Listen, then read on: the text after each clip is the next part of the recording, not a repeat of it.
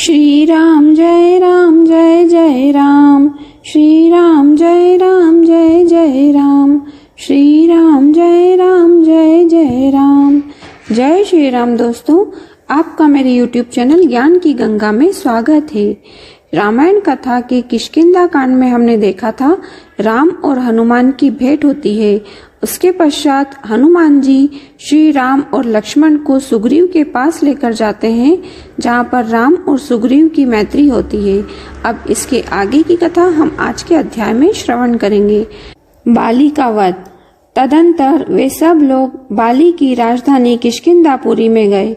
वहां पहुंचकर राम एक गहन वन में ठहर गए और सुग्रीव से कहा, तुम बाली को युद्ध के लिए ललकारो और निर्भय होकर युद्ध करो। राम के वचनों से उत्साहित होकर सुग्रीव ने बाली को युद्ध करने के लिए ललकारा। सुग्रीव के इस सिंहनाद को सुनकर बाली को अत्यंत क्रोध आया। क्रोधित बाली आंधी के वेग से बाहर आया और सुग्रीव पर टूट पड़ा। बाली और सुग्रीव में भयंकर युद्ध छिड़ गया। उन्मत्त हुए दोनों भाई एक दूसरे पर घूंसों और लातों से प्रहार करने लगे। श्री रामचंद्र जी ने बाली को मारने के लिए अपना धनुष संभाला, परंतु दोनों का आकार एवं आकृति एक समान होने के कारण वे सुग्रीव और बाली में भेद न कर सके। इसलिए उन्होंने बाण छोड़ना स्थगित कर दिया। बाली को मार न सकने के कारण सुग्रीव ऋष्यमुख पर्वत की ओर भागा। राम, लक्ष्मण तथा अन्य वानरों के साथ सुग्रीव के पास पहुंचे। राम को सम्मुख पाकर उसने उल्हाना देते हुए कहा, मुझे युद्ध के लिए भेजकर आप पीटने का तमाशा देख रहे थे।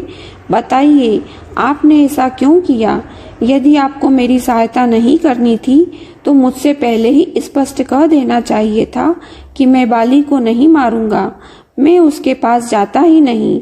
सुग्रीव के क्रुद्ध शब्द सुनकर रामचंद्र ने बड़ी नम्रता से कहा, सुग्रीव, क्रोध त्यागो और मेरी बात सुनो। तुम दोनों भाई रंग, रूप, आकार, गति और आकृतियों में एक समान हो, अतः मैं तुम दोनों में अंतर ही नहीं कर सका और मैंने बाण नहीं छोड़ा। यदि मेरा बाण बाली को लगने के स्थान पर तुम्हें लग जाता तो मैं जीवन भर किसी को मुंह दिखाने लायक नहीं रहता। वानरेश्वर, अपनी पहचान के लिए तुम कोई चिन्ह धारण कर लो जिससे मैं तुम्हें पहचान लूं और फिर से युद्ध के लिए जाओ। इतना कहकर वे लक्ष्मण से बोले, हे लक्ष्मण, यह उत्तम लक्षणों से युक्त गज पुष्पी लता फूल रहे हैं। इसे उखाड़कर महामना सुग्रीव के गले में पहना दो। लक्ष्मण ने वैसा ही किया और सुग्रीव फिर से युद्ध करने चल दिया। इस बार सुग्रीव ने दूने उत्साह से सिंहनाद करते हुए घोर गर्जना की, जिसे सुनकर बाली आंधी की वेग से बाहर की ओर दौड़ते हुए उद्यत हुआ। किंतु उसकी पत्नी तारा ने भयभीत होकर बाली को रोकते हुए कहा, हे वीर श्रेष्ठ, अभी आपका युद्ध के लिए जाना श्रेयस्कर नहीं है। सुग्रीव एक बार मार खाकर भाग जाने के पश्चात फिर युद्ध करने के लिए लौटा है। इससे मेरे मन में शंका उत्पन्न हो रही है।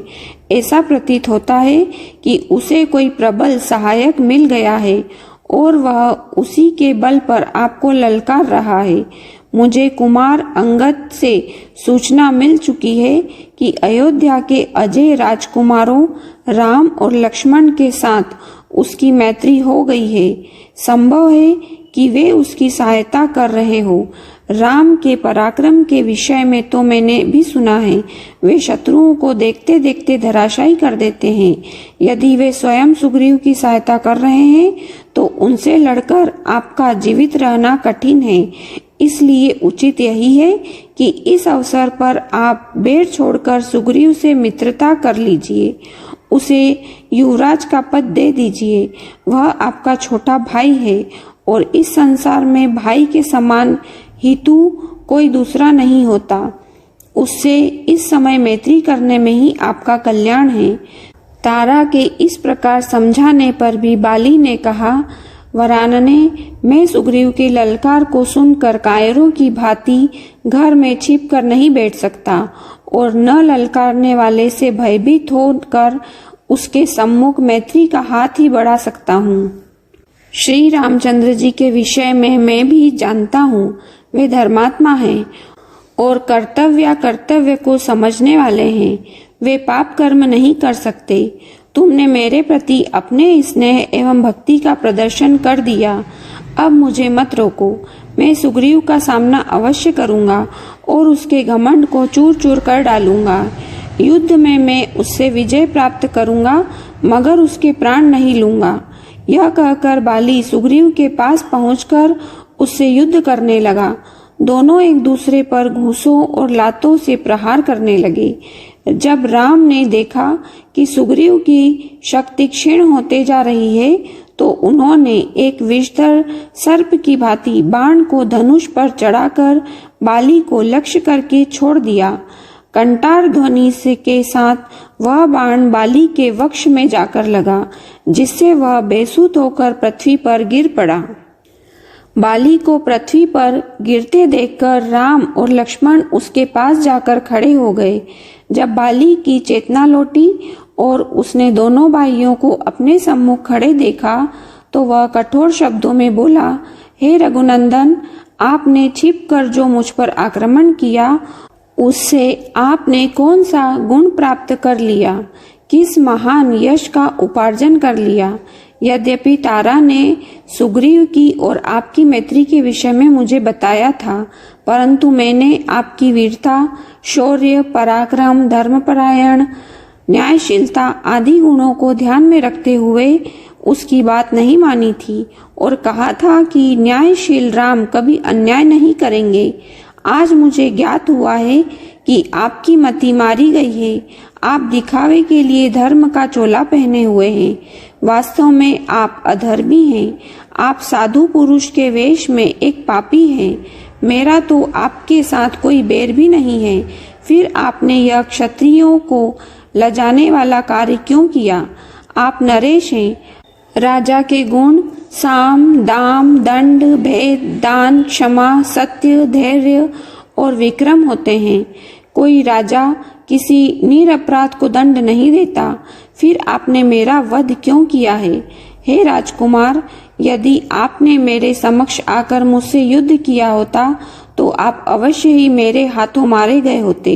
जिस उद्देश्य के लिए आप सुग्रीव की सहायता कर रहे हैं, उसी उद्देश्य को यदि आपने मुझसे कहा होता तो मैं एक ही दिन में मिथिलेश कुमारी को ढूंढकर आपके पास ले आता।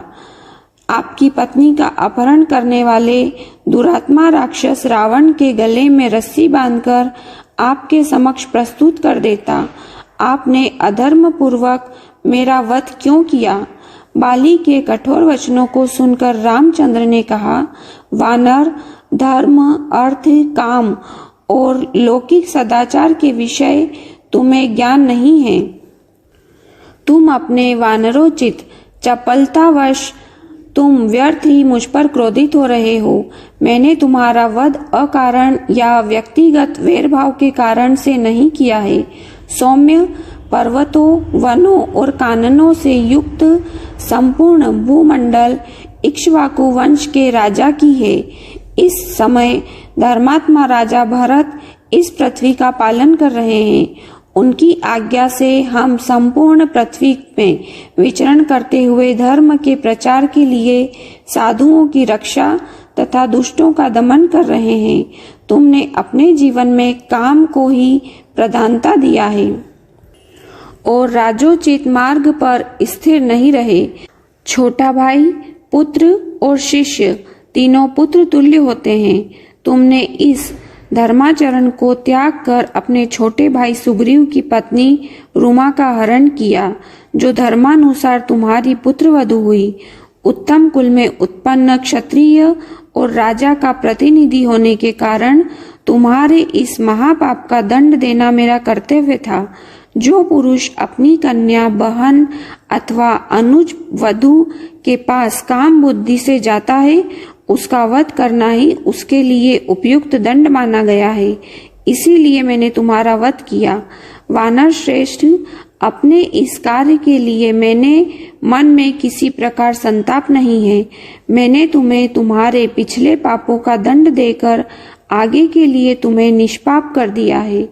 अब तुम निष्पाप होकर स्वर्ग जाओगे। राम का तर्क सुन बाली ने हाथ जोड़कर कहा, हे राघव, आपका कथन सत्य है। मुझे अपनी मृत्यु पर दुख नहीं है। मेरा पुत्र अंगद मुझे अत्यंत प्रिय है और मुझे केवल उसी की चिंता है।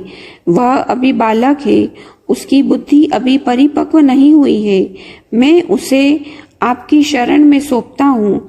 आप इसे सुग्रीव की भांति ही अभय दें, यही आपसे मेरी प्रार्थना है।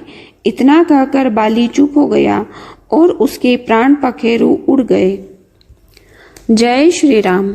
उम्मीद है दोस्तों आपको मेरी ये वीडियो पसंद आई होगी। अगर आपको मेरी ये वीडियो पसंद आई है तो इसे लाइक अवश्य करें और ज्यादा से ज्यादा शेयर करें। और अगर आप इस चैनल पर नए हैं तो चैनल को सब्सक्राइब कर लें और बेल आइकन दबा लें, जिससे आपको हमारी आगे आने वाली सभी नोटिफिकेशन मिलती रहेगी। जय